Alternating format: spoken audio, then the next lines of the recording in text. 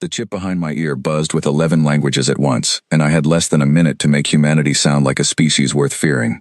I stood at the podium of the Galactic Council chamber, both hands flat on the cold rail, and read the final line of Earth's warning into the silence. Stand down the blockade around our system, or face the consequences we have already prepared. Nobody answered right away. Then the laughing started. It came delegation by delegation, like a wave finding new rooms to fill. The Veltaran ambassador laughed through 3 throats at once, a sound like gravel dragged across metal. The Drenic cluster clicked their mandibles together in a rhythm I had learned meant amusement. Even the quiet ones, the species who never showed reaction to anything, tilted their heads toward each other in something close to delight.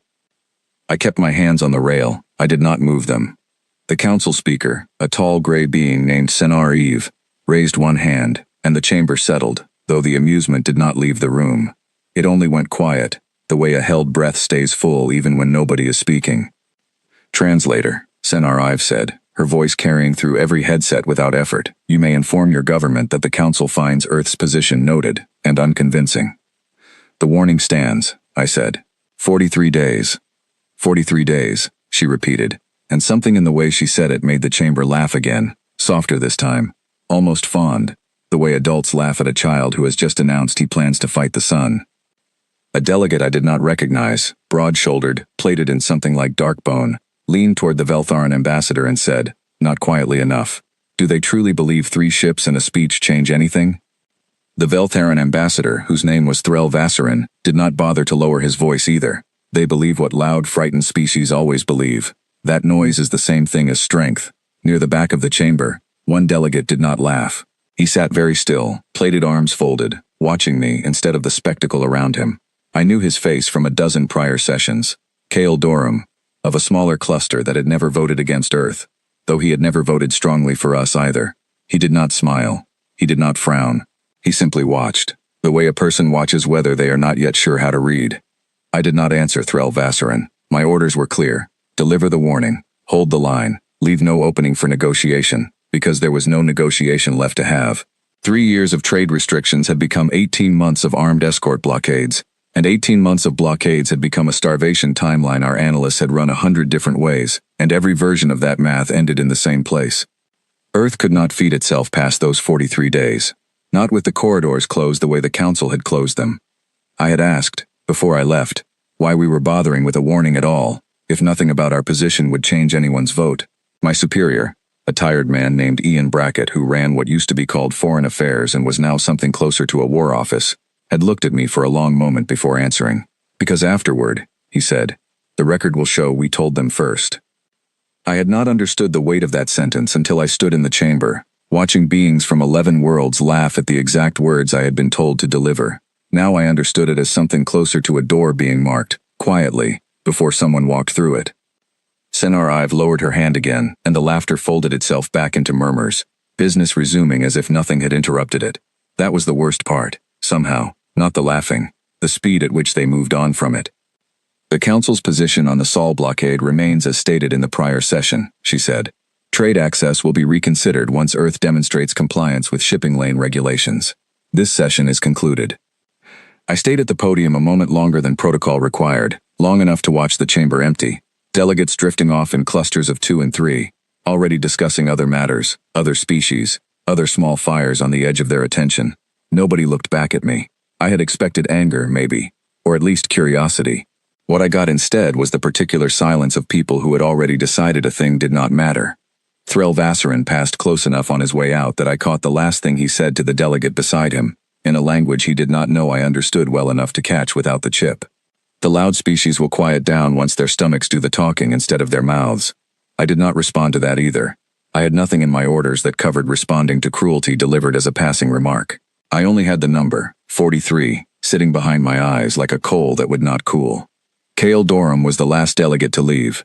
As he passed, he slowed, just slightly, just enough that I understood it was meant for me and not for the room. He said nothing.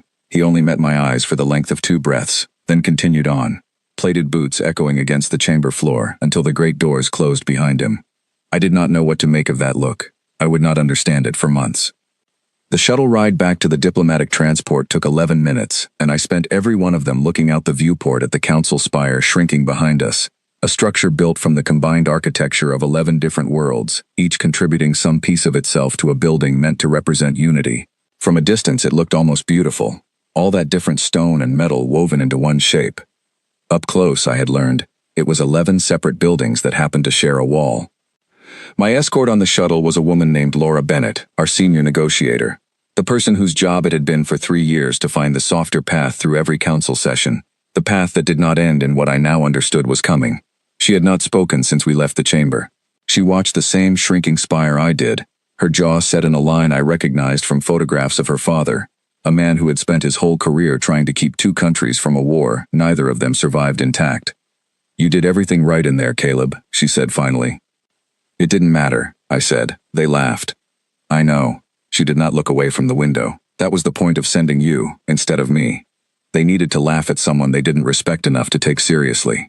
If I'd delivered that line myself, they might have wondered why we sent our best negotiator to read out a death threat. Sending a translator told them exactly what they wanted to hear, that we still think words are the only weapon we have." I turned to look at her properly for the first time since the chamber. "Do we have another one?" She was quiet long enough that I thought she would not answer. When she finally did, her voice had dropped to something just above a whisper, the kind of voice people use for things they are not yet permitted to say at full volume. "There is a program," she said. "I am not cleared to tell you what it is called. I am cleared to tell you that you'll be briefed within the week, and that after today, I think you've earned a place in that briefing." I did not ask anything further.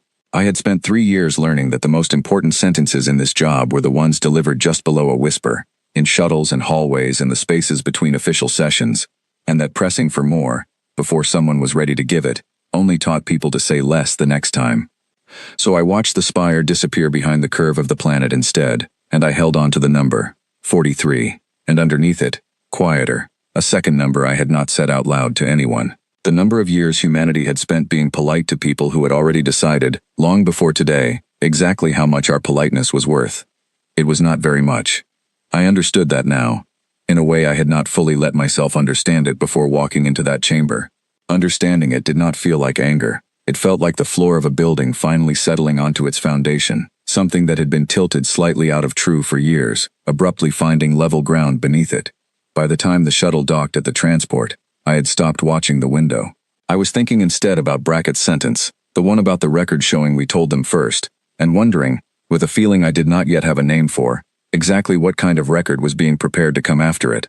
I did not sleep on the journey home. I sat in the dark of my cabin and counted the number down in my head, 43 becoming 42, before the transport ever reached the edge of the Soul Corridor, and somewhere past that line, past the blockade ships that did not bother hailing us because they had already decided we were no threat worth the fuel, I understood that whatever Laura Bennett was not yet cleared to tell me, I would be part of it whether I was ready or not. The council had laughed at our warning. I did not know yet what we had built while they were laughing. I only knew, watching Earth grow larger in the viewport, blue and small and entirely unprotected by anyone but itself, that the laughing was going to stop. Brackett met me at the landing platform himself, which he had never done before, not once in 3 years of sessions that ended in smaller failures than this one. He did not ask how the chamber had gone. He had already watched the recording twice, he told me, standing with his coat pulled tight against the wind coming off the runway, and he did not need to hear it from me a third time. "You held the line," he said. "That is all I asked of you." They didn't believe a word of it. "They don't need to believe it yet." He looked past me, toward the dark line of the horizon, where the sun had already gone down hours ago on this side of the planet. "Get some rest, Caleb. Real rest, not the kind you pretend to take. Someone will come for you in 3 days. After that, you won't get much more of it for a while." I asked him what that meant. He only shook his head, the way a man shakes his head at a question he has already decided not to answer twice, and walked back toward the building without another word. I stood on the platform a long while after he left, the wind pulling at my coat, the number still sitting behind my eyes, counting itself down whether I wanted it to or not. 43 days until the Council's blockade closed the gap between what Earth had and what Earth needed. I did not know it yet, standing there, but the Council had already lost something far more valuable than 3 more days of comfortable laughter. They had lost the version of humanity that still believed words were the only weapon we had. That version of me did not survive the week. A hand shook me awake at 3 in the morning, and before my eyes had even opened, someone had already pressed a travel bag into my chest and told me I had 4 minutes to dress. I did not argue. 3 days of waiting had taught me that whatever was coming would not wait for questions. I pulled on the clothes laid out for me, plain and unmarked, nothing that showed rank or department, and followed 2 silent escorts down a stairwell I had never been told existed in a building I had worked in for 3 years. We did not take the usual transport.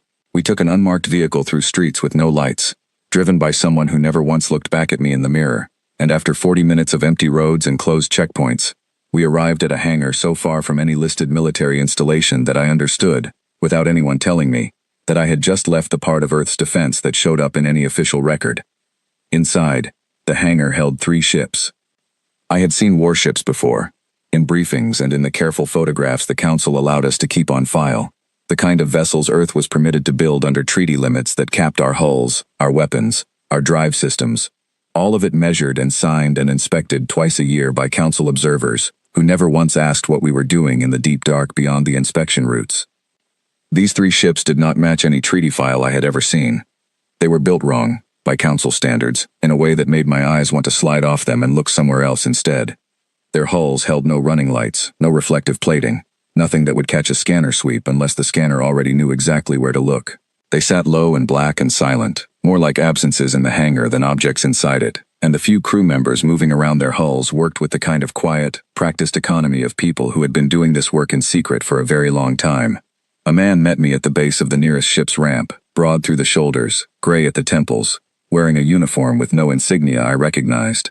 He introduced himself as Owen Pierce, Fleet Commander, and told me I had exactly 1 hour to decide whether I wanted to be part of what came next, because after that hour, there would be no clean way to walk back out of this hangar and forget what I had seen inside it.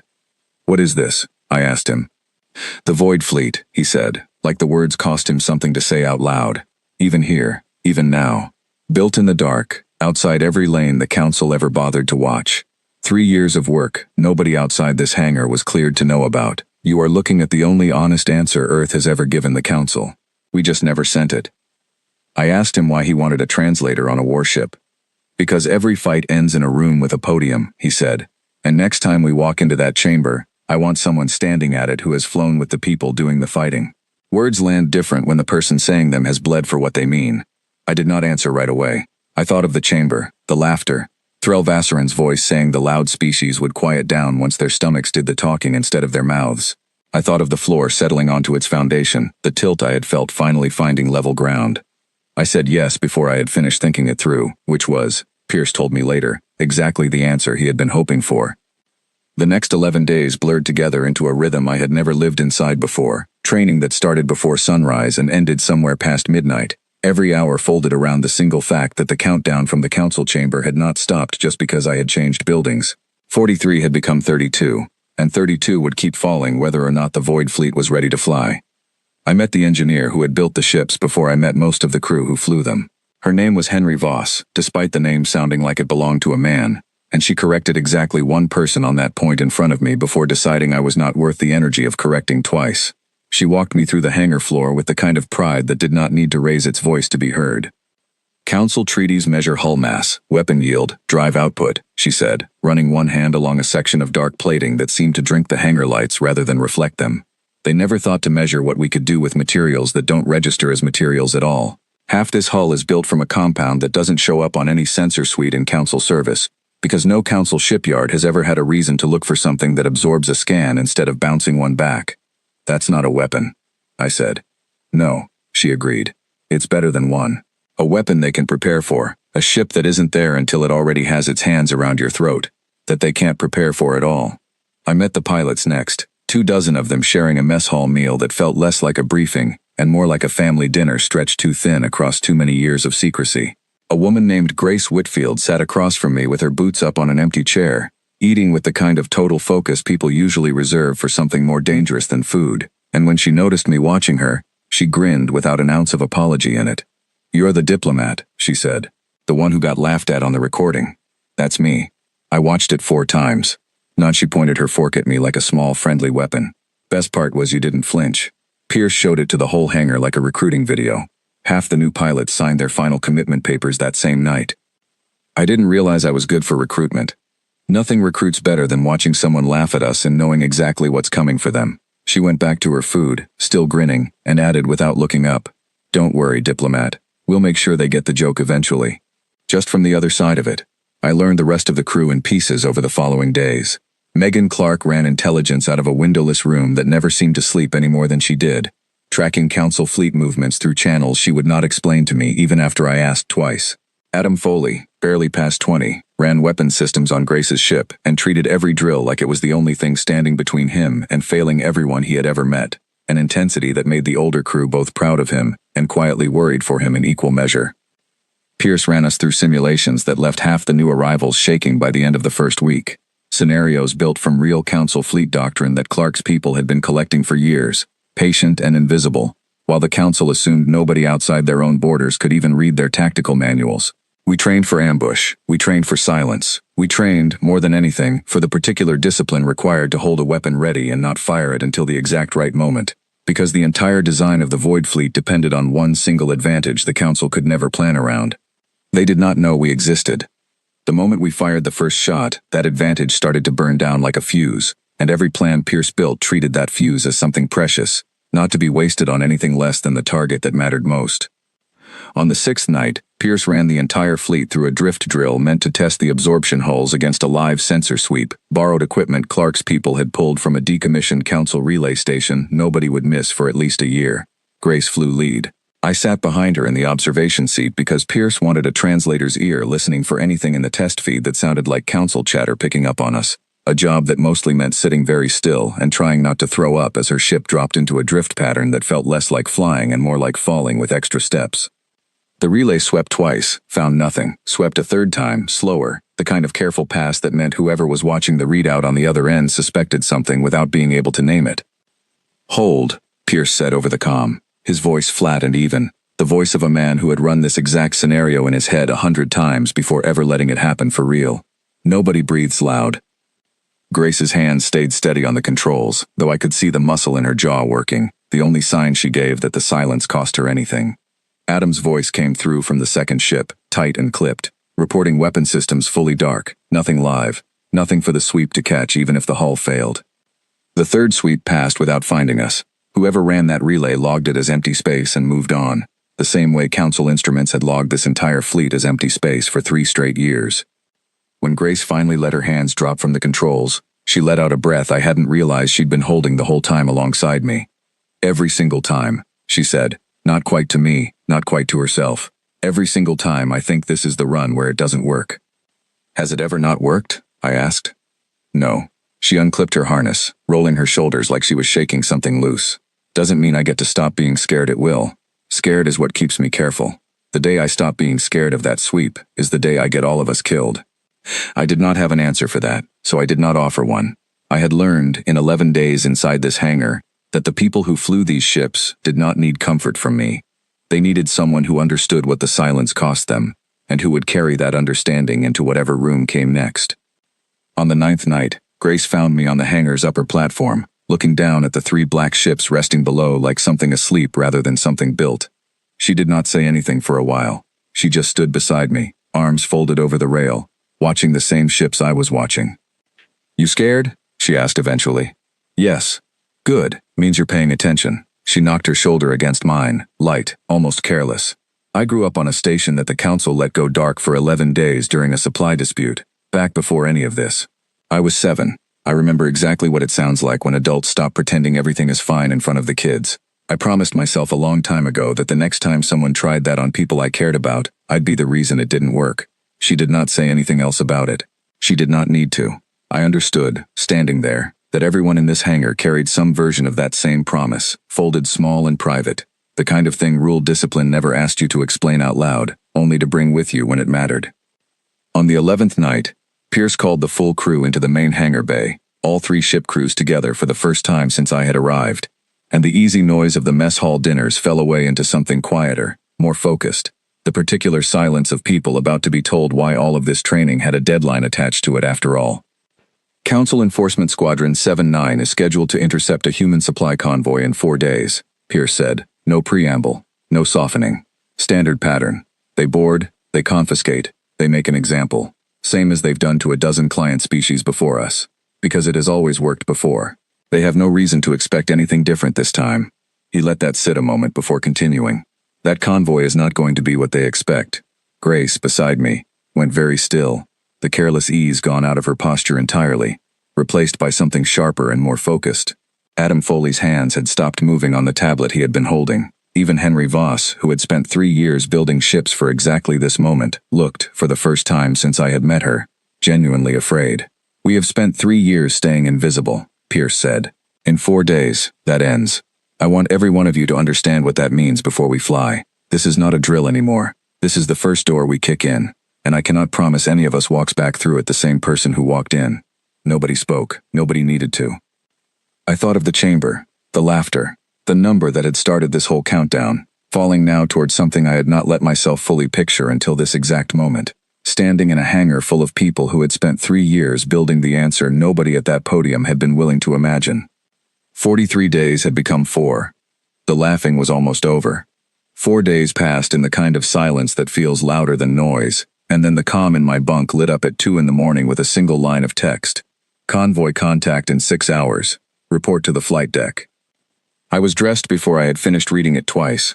The convoy was 3 cargo haulers, slow and battered on purpose, loaded with crates that looked like grain shipments and were, in fact, mostly empty. Weighted down with scrap to match the mass signature the council scanners expected. A captain named Noah Sinclair commanded the lead hauler, a quiet man with steady hands who had spent 11 years running real grain routes before anyone asked him to run a fake one as bait for an ambush he had personally requested to be part of. "My brother died on a station the council let go dark," he told me, over a comm channel an hour before launch, his voice carrying no anger in it at all, only a kind of settled resolve that frightened me more than anger would have. I want to be in the room when they learn that doesn't happen anymore. Pierce's plan was simple in shape and brutal in execution. The convoy would travel its expected route, slow and visible, exactly as Council Enforcement Squadron 79 anticipated. The Void Fleet's 3 ships would drift 2 hours behind, dark and silent, holding position just outside the range where any Council sensor sweep would think to look, because no Council sensor sweep had ever needed to look there before. When the squadron moved to board the convoy, the Void Fleet would close the distance in absolute silence, weapons cold, engines dark, and would not announce themselves until they were already close enough that running was no longer an option the squadron could choose. I sat in the observation seat behind Grace again, same ship, same harness, though nothing about this felt like the drift drill from 5 nights earlier.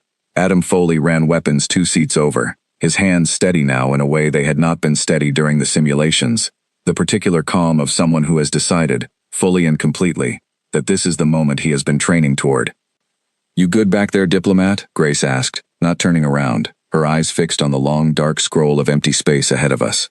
"No," I said honestly. "Good. Means you're paying attention." We held position for 2 hours that felt like 10. Watching Sinclair's convoy crawl across the display in slow, deliberate motion, bait moving exactly the way bait was supposed to move. Then Clark's voice came through the comm, flat and clipped, the voice she used when the thing she was reporting mattered more than her tone let on. "Squadron 79 has altered course. They're moving to intercept." "How many ships?" Pierce asked. 6. Lead vessel reads as enforcement class. Command signature matches a commander named Osrin Kett, 5 escort cruisers behind him. I had heard the name Osrin Kett before, in passing, in briefing notes about council enforcement actions against smaller client species. A commander known for moving fast and showing no patience for negotiation once a boarding order had been issued. He had made an example of at least 3 other species before Earth, each time with the council's full approval, each time treated as routine business in a chamber that never once questioned the method. Today, the method was about to meet something it had never faced before.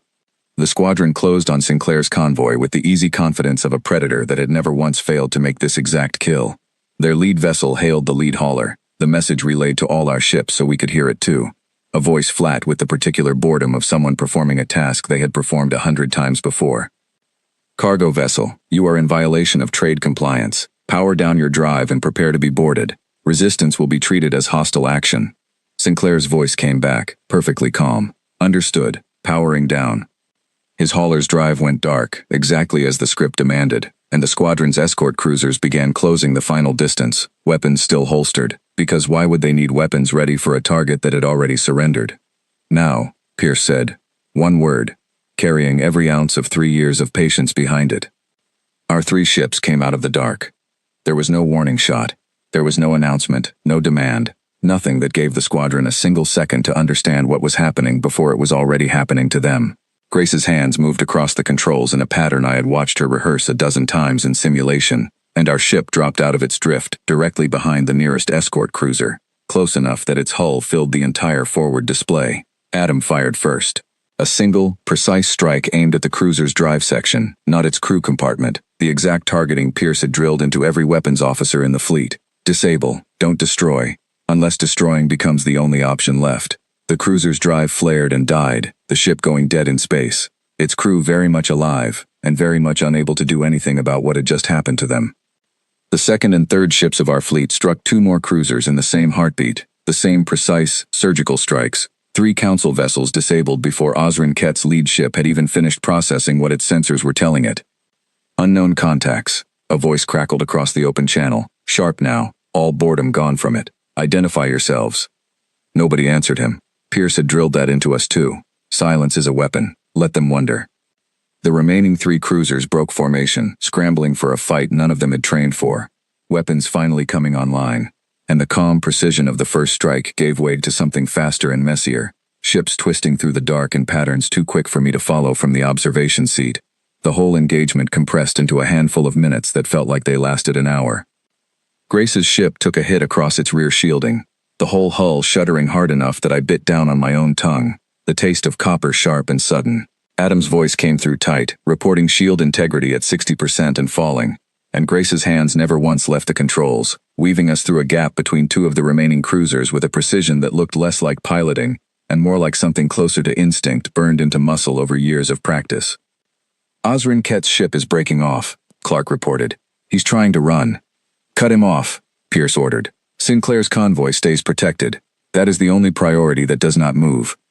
Grace banked hard, our ship cutting across the open space between Kett's fleeing vessel and the open corridor he was aiming for.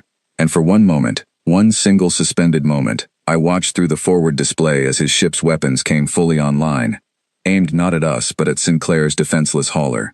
A final act from a commander who understood he was losing, and had decided that losing did not mean leaving without taking something with him. He's targeting the convoy, I said, my voice coming out smaller than I wanted it to. Grace did not hesitate. She put our ship directly into the path of Kett's weapons fire, the only vessel close enough to make that interception in time, and the strike that should have torn through Sinclair's unshielded hauler instead tore through our rear hull section, in a flash of white light, and a sound I will hear for the rest of my life. A groaning, tearing sound that did not belong to any language I had ever learned to translate. The ship spun, alarms filled every channel at once. Adam's voice screamed something I could not make out over the noise, and Grace's hands stayed on the controls even as the display in front of her flickered and died, fighting a ship that was no longer fully answering her, steering us away from Sinclair's convoy and away from the rest of the engagement with the last functioning thread of our drive system. We came to rest, dead and drifting, in the empty space beyond the battle.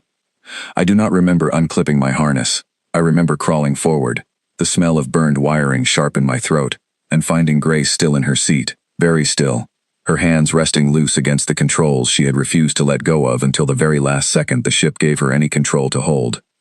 Adam was already there, his hands pressed against her side, his voice cracking through words that did not sound like words anymore. Just sound, just the raw shape of someone refusing to accept what his own eyes were telling him. I do not have the words to describe what came next, not in any language the chip behind my ear had ever translated for me. I only know that I sat on that broken floor and held Grace Whitfield's hand while the rest of the battle finished without us, the remaining council cruisers either disabled or fleeing, Osrin Kett's own ship crippled and captured rather than destroyed, because even in the wreckage of everything, Pierce's order had held, disable, don't destroy, unless destroying becomes the only option left. It had not become the only option for Kett. It had become the only option for the 7-year-old girl on a dark station who had grown up to promise herself that the next time someone tried that on people she loved, she would be the reason it didn't work. She had been right about that promise. She had simply never said the cost out loud, not once, not even to me, on a hangar platform 9 nights before a battle that would carry her name into a record nobody at the council had ever bothered preparing a place for. Pierce came to find me on the second day of the return journey, his face set in the particular flatness of a man delivering an order he did not enjoy giving. Osrin Kett, captured and contained in the recovery ship's lower hold, had asked to speak with someone from the Earth delegation. Pierce wanted me in that room, not because I was the highest-ranking officer aboard, but because I was the only one who could translate the commander's words exactly, without softening them into something more comfortable.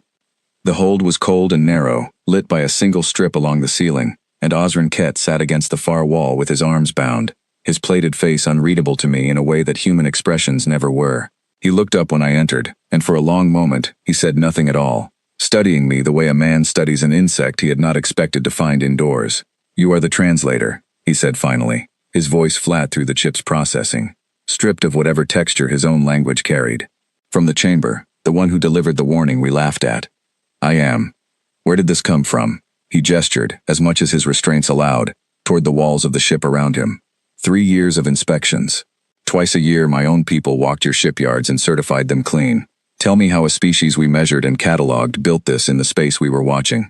"You weren't watching the space that mattered," I said. "You were watching the space you expected us to use. We built somewhere else." He absorbed that in silence, and something shifted behind his eyes that I recognized even across the gap between our two species. A calculation rearranging itself, old certainties failing to hold their shape under new weight. "The Council will not accept this quietly," he said. "An enforcement squadron destroyed. They will call it an act of war." "You called boarding our supply convoys routine business for 18 months, I said. "Tell me which act of war you'd prefer we use as the starting point." He did not answer that. He looked instead at the floor between his bound hands, and when he spoke again, his voice had lost some of its flatness, something almost like genuine uncertainty bleeding through the chip's translation. "I have done this work for 11 years, he said. "Boarded a dozen species who could not stop me. I was very good at convincing myself it was simply how the galaxy functioned. The strong set the terms, the smaller species accept them, because the alternative has always been worse for them than compliance. And now? Now I do not know what the alternative looks like anymore," he said, "because you did not behave like a smaller species today. You behaved like something that had simply chosen, for 3 years, not to show us what it was." I carried that sentence back to Pierce when I left the hold, and Pierce said nothing for a long while after I repeated it, only nodded once, slow, like a man filing away a piece of intelligence more valuable than anything Clark's screens had pulled from a dozen council channels. "That's the part they'll struggle with," Pierce said eventually. "Not the loss. Loss they understand. What they won't understand is that we could have shown them this years ago, and chose silence instead. That tells them something about us they can't fight with ships." Sinclair's convoy reached its destination intact. Every crate, every crew member, every life that Osrin Ket had been so certain he could take without consequence, walked away from that engagement alive, and the cost of that was written in a silence that filled our recovery ship the entire 2 days it took to limp back toward Earth. Pierce did not speak much during those 2 days either. I caught him once, alone in the observation deck, looking out at the stars with an expression I had not seen on him before. Something that looked almost like grief wearing the shape of a man who had spent 3 years preparing for exactly this outcome, and had still not been ready for it when it finally arrived. "She knew the risk," he said, when he noticed me standing there. "They all do. That doesn't make it easier to watch." "Did it work?" I asked. "Was it worth it?" He turned back to the stars before answering, his voice quiet in a way command voices were never supposed to sound. "Ask the Council," he said. "I imagine they're about to have a very different opinion of us than they did a week ago." He was right. Within a day of our return, Clark's intelligence feeds lit up with chatter from a dozen different council channels, all of it circling the same impossible report. An enforcement squadron destroyed, disabled, and captured by an unknown force operating from inside the Sol system, a system the Council's own treaty inspections had certified, twice a year for 3 years running, as holding nothing beyond the approved and the harmless. They had laughed at our warning in that chamber. They were not laughing now.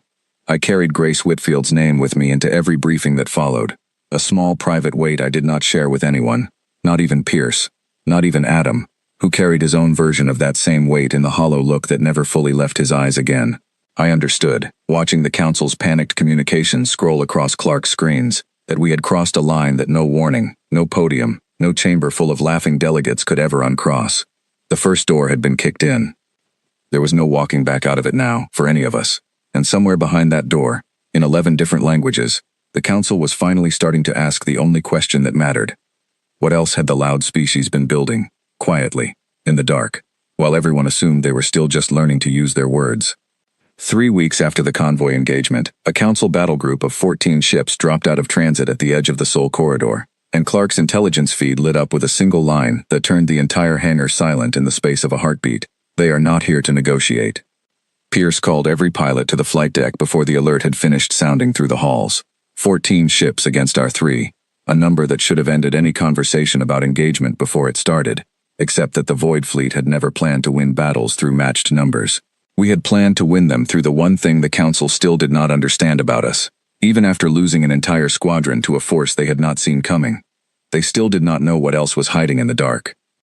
I stood on the flight deck with Pierce as the battle group's formation scrolled across the main display, and for the first time since the hangar had pulled me out of my bed in the middle of the night, I watched him hesitate, just slightly, just long enough for me to notice it.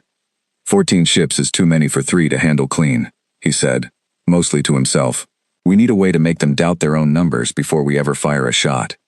It was Henry Voss who found the answer, 2 hours before the battle group reached firing range, pulling Pierce aside with a tablet full of readings that meant nothing to me, and clearly meant everything to her. The absorption hulls, she explained, did more than hide a single ship from a single sweep. Layered correctly, flown in close enough formation, 3 ships could be made to register, briefly, as a much larger contact, a sensor ghost suggesting a fleet many times our actual size. It won't hold past the first exchange of fire, she warned. The moment we engage, they'll see exactly what we are. But for the first few minutes, before anyone fires anything, we can make 14 ships hesitate against what looks like 40. Pierce gave the order within the hour.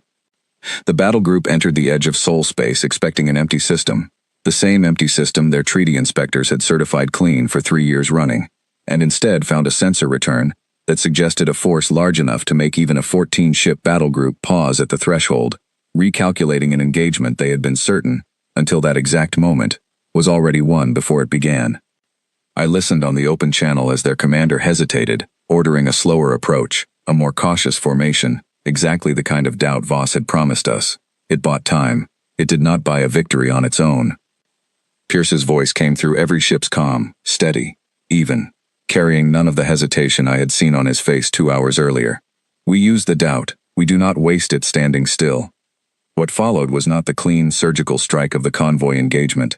14 ships against 3, even with every advantage Voss's hulls and Clark's intelligence could provide, meant a battle stretched thin across more than an hour, our ships weaving through gaps in the battle group's formation, striking and retreating, disabling what we could, and absorbing damage we could not avoid. Adam Foley's voice filled the comm channel through most of it, calling targets, calling warnings, the steady, focused calm I remembered from the convoy engagement carrying him through exchange after exchange without a single mistake. It was the 31st minute that changed everything. Pierce's ship took a direct hit across its command section, the kind of strike that should not have been possible against an absorption hull moving at full evasive speed, and for nearly 2 full minutes, no order came through the fleet channel at all. Adam's ship moved to cover the gap on instinct, placing itself between Pierce's damaged vessel and 3 council cruisers converging to finish what their lucky strike had started. I sat in the observation seat of the 3rd ship, watching the display, understanding with a cold, sinking clarity that someone needed to give an order, and that for those 2 silent minutes, with Pierce unresponsive and no clear chain of command established for exactly this gap, that order had nowhere else to come from but me. Fall back to Pierce's position, I said into the open channel, my voice steadier than I felt. All ships converge. Protect the command vessel. Adam, you are not holding that gap alone. Copy, Adam's voice came back, tight but certain, already moving before I had finished the sentence. The 3 cruisers bearing down on Pierce's ship split their fire as our remaining vessels converged, exactly as I had ordered, and for a handful of seconds, the gap held. Then one of the cruisers, the one nearest Adam's ship, fired a final spread before our weapons disabled its drive, a desperate, unaimed burst that should not have found anything in the chaos of that converging formation. It found Adam's ship instead. I will not describe what that strike did to the hull, or to the people inside it, in any detail beyond what matters. I will only say that Adam Foley held that gap exactly as long as it needed holding, and that Pierce's command vessel, damaged and silent, made it through those final minutes intact, because a 20-year-old weapons officer had decided, without being ordered to, that the gap was his to close. The remaining council ships broke off shortly after, their commander recognizing, finally, that whatever force had ambushed Squadron 7-9 3 weeks earlier was not a single lucky strike but a standing threat his battle group had no clear way to overcome. They retreated in a formation that looked less like an organized withdrawal and more like a fleet that had stopped believing in its own numbers partway through the fight. We had won. I understood that, technically, mathematically, in every measure that mattered to a war room back on Earth. I did not feel like someone who had won anything, sitting in the wreckage-strewn quiet that followed, holding the weight of an order I had given, because nobody else had been able to give it in time. Pierce recovered, slowly, over the following days, and the first thing he did once he could stand on his own was find me in the mess hall and sit across from me without saying anything for a long while, the way Grace once had on the hangar's upper platform. "You gave the right order," he said finally. "It still cost Adam everything. Every order in this war cost someone everything, eventually." He looked down at his hands, scarred now in ways they had not been before the battle. "The difference between a good commander and a bad one is not whether people die under their orders. It's whether the order was the right one anyway, knowing that cost going in. You knew it, you gave it anyway. That's the job now, Caleb, whether you wanted it or not." I did not feel comforted by that. I do not think he meant it to comfort me. I think he meant it as a door closing behind a version of myself that no longer existed, the same way the chamber's laughter had closed a door 3 months earlier. Except this door had Adam Foley's name written on the other side of it, and I would carry that name the same way I carried Grace Whitfield's, quiet and private, into every decision that came after. Not every species reached the same conclusion.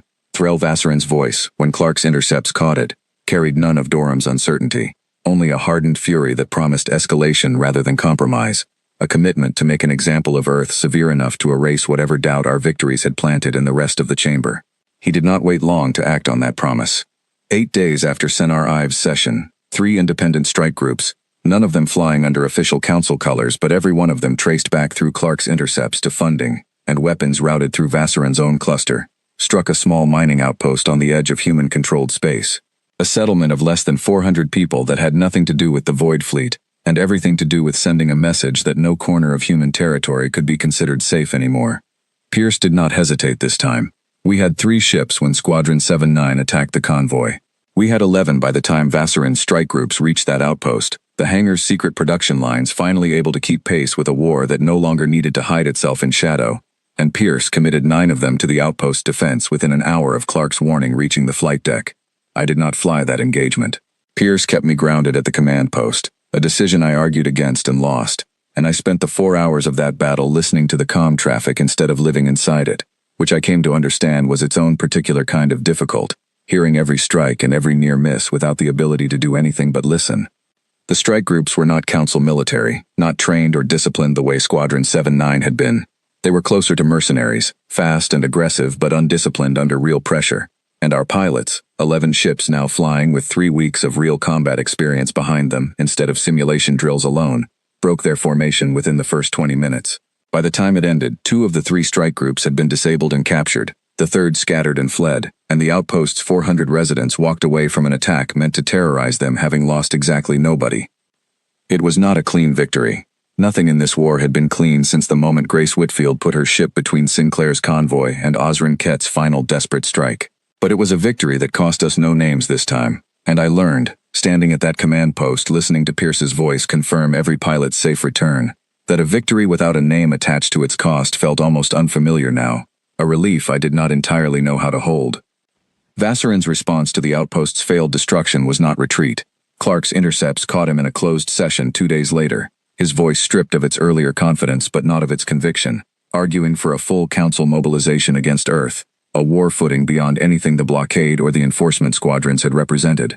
He did not get the votes he needed. Senar Ives' growing caution, and a handful of smaller clusters now quietly aligned with whatever back-channel understanding Cale Dorham was building with Laura Bennett, held the chamber from full mobilization by a margin Clark described as uncomfortably thin. "Thin is still a margin," Pierce said, when I relayed the report to him. "Thin means there's still a version of this that doesn't end with both sides burning everything down to make a point. I'll take thin over nothing." The political fallout reached us before the physical wounds had finished healing. Laura Bennett's back-channel contact, maintained in careful secrecy through the entire campaign, finally produced something neither of us had expected this early. Cale Dorham, the delegate who had not laughed in that first chamber session, who had watched me with an expression I had not understood at the time, requested a private meeting through routes that bypassed the full council entirely. "He says some of the smaller clusters are reconsidering their position," Laura told me, relaying the message over a secure line. "Not because they respect us now, because they're realizing the council's strength was always borrowed from the assumption that nobody would ever fight back hard enough to make the cost visible. You made the cost visible, Caleb. Some of them are asking themselves whether they want to keep paying it on the council's behalf." Not every species reached the same conclusion. Threll Vassarin's voice, when Clark's intercepts caught it, carried none of Dorham's uncertainty, only a hardened fury that promised escalation rather than compromise, a commitment to make an example of Earth severe enough to erase whatever doubt our victories had planted in the rest of the chamber. The council, I understood now, was no longer one voice laughing in unison. It was 11 different voices, fracturing along lines none of us could fully predict, some bending toward fear of us, others toward a fury that would not bend at all. Senar Ive, in a session Clark's people recorded and forwarded to Earth within hours, used my name for the first time, not the title of translator, not the dismissive noted and unconvincing of that first session, but my actual name, spoken into a chamber that had stopped laughing entirely. The human known as Caleb Sterling appears to be coordinating fleet command in addition to diplomatic functions, she said, her voice carrying none of the contempt it had carried 3 months earlier, replaced now with something colder and far more careful. This council must reconsider every assumption it has made about this species' capabilities, and reconsider it without delay, before those assumptions cost us more than they already have. I listened to that recording 3 times before I understood what it actually meant. The council no longer saw me as the translator who delivered a warning they laughed at. They saw me as someone worth being afraid of. I was not certain, listening to Senar Ive's careful, frightened voice, whether that was a victory or simply a different shape of the same cost that had already taken Grace Whitfield and Adam Foley from me. One battle at a time, one name at a time, carried forward into whatever room came next. The message reached the hangar at 4 in the morning, and I was awake to receive it before the second alert had finished sounding, because sleep had stopped coming easily months ago, and I had learned not to fight the hours it refused to fill. Clark's voice carried none of her usual flat calm. Threll Vassarin had moved without council authorization, gathering every ship loyal to his cluster and a handful of mercenary groups still willing to take his coin, and he was burning a direct course toward Earth itself, not an outpost, not a convoy, the planet, with every weapon his fleet could carry. 31 ships, our entire Void fleet numbered 19, scattered across 3 different defensive postings, none of which had been built to consolidate in time. Pierce called every commander to the flight deck within minutes, and I watched him do the math on the display the same way he had done it before the convoy engagement, except this time there was no clean answer hiding behind a clever trick of the hulls. 31 ships against whatever fraction of 19 we could gather before Vassarin's fleet reached firing range was not a battle we could win through ambush or absorption hulls or careful patience. We're not going to stop him with what we have in the air, Pierce said, flat and certain, no hesitation left in his voice after months of carrying this war on his shoulders. We're going to slow him down. Every minute we buy is a minute Earth's ground defenses have to prepare, and a minute for whatever Laura Bennett can pull out of that chamber before this turns into something none of us walk away from. I asked him what my role was in that plan. He looked at me for a long moment, the same look he had given me in the hangar 3 months earlier, the one that had asked whether I wanted to be part of what came next. Your role is the chamber, he said. Bennett's flight leaves in 20 minutes. Vassarin moved without council authorization. That means technically he's not acting as the council's voice anymore. He's acting alone. If you can get Senar Ive and Dorham's coalition to say that out loud, in session, on the record, before his fleet reaches Earth, you take away the one thing he needs more than ships. What's that? Legitimacy, Pierce said. Strip that away in front of the whole galaxy, and even his own crews start asking why they're dying for a man the council itself has disowned. I flew to the chamber with Laura Bennett in a transport that felt smaller and more fragile than any ship I had sat inside in months. No absorption hull, no weapons, nothing but the 2 of us and whatever words we could carry into a room that had laughed at our last attempt to matter inside it. The session Senar Ive called on Laura's emergency request filled the chamber faster than any I had attended before, delegates arriving in states of undress and confusion that told me Vassarin's unauthorized fleet movement had caught the rest of the council as off guard as it had caught us. I stood at the same podium I had stood at 3 months earlier, my hands flat on the same cold rail, and this time, nobody laughed before I had said a single word. Ambassador Vassarin has moved a fleet of 31 ships toward Earth without council authorization, I said, my voice carrying through the chamber without need of amplification, the silence around me doing more work than volume ever could. He acts alone. Every casualty his fleet causes from this point forward is his alone to answer for, not this council's, unless this council chooses, right now, to claim his actions as its own. Senar Ive's eyes moved across the chamber before she spoke, reading the room the way I had once watched her read it for laughter, except now she was reading it for something closer to fear. The council did not authorize Ambassador Vassarin's fleet movement, she said, each word measured, deliberate, a line being drawn in front of the entire assembly. His actions are condemned as the unilateral aggression of his cluster alone. It was not a victory. It was a sentence, spoken into a chamber full of beings still deciding whether to believe it mattered, and somewhere beyond the walls of that room, Vassarin's fleet continued its burn toward Earth regardless of what any council session declared about its legitimacy. Cale Durham rose from his seat, the first time I had seen him speak in open session rather than through the careful back channels he and Laura Bennett had maintained for months. "I move that this council authorize a joint defensive action," he said. "Earth's fleet cannot hold against 31 ships alone. If we mean what we just declared, we prove it with more than words." The vote that followed took 11 minutes, the longest 11 minutes of my life. 11 minutes during which Vassarin's fleet continued burning toward a planet I had grown up on, carrying inside it every name I had ever known, every name I had lost in the months since this war began. The vote passed, narrowly. 6 clusters in favor, 4 opposed, 1 abstaining, in a silence that told its own story about which side that delegation hoped would win, without committing to help them do it.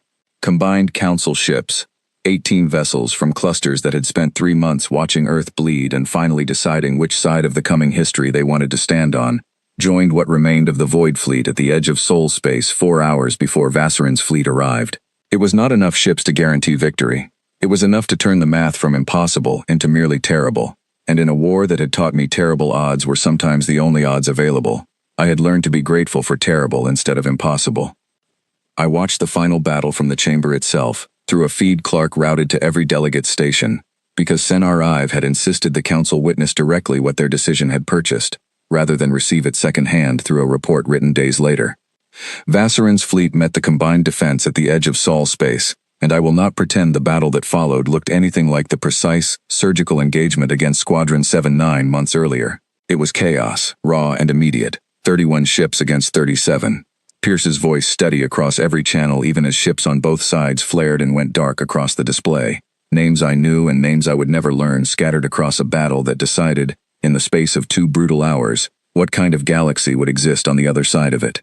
Noah Sinclair flew a defense transport in that battle, having refused, 3 times, every order to stay grounded, and I watched his ship hold a line of civilian evacuation routes open against Vassarin's flanking attempt, with the same steady hands that had once powered down a convoy as bait, trusting people he had never met to protect what he could not protect alone. Henry Voss's absorption hulls, layered now across all 19 Void Fleet ships, and 3 of the Council's own vessels retrofitted in a desperate 48 hours before the battle, bought the kind of confusion in Vassarin's formation that turned his numerical advantage into chaos his own commanders could not coordinate fast enough to exploit. Megan Clark ran the battle's intelligence picture from a station beside me in the chamber, feeding targeting data to Pierce's fleet through a relay she had built in secret months earlier, for exactly this kind of crisis. Her voice the only steady thing in a room otherwise gone quiet with held breath.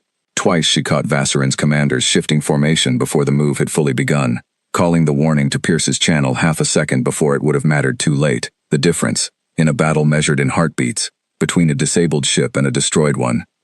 Sinclair's transport took fire twice along the evacuation corridor, the second strike close enough to knock out half his shielding, and for nearly a full minute, watching his ship's signal flicker on the display, I understood exactly what Pierce must have felt watching Grace's ship spin out of formation months earlier, the particular helplessness of caring about someone you cannot reach from where you are standing. His signal steadied. He held the corridor anyway, the same stubborn refusal to abandon a post that had carried him through every mission since the very first convoy, and 3 transport ships full of evacuated civilians passed safely through the gap he refused to close.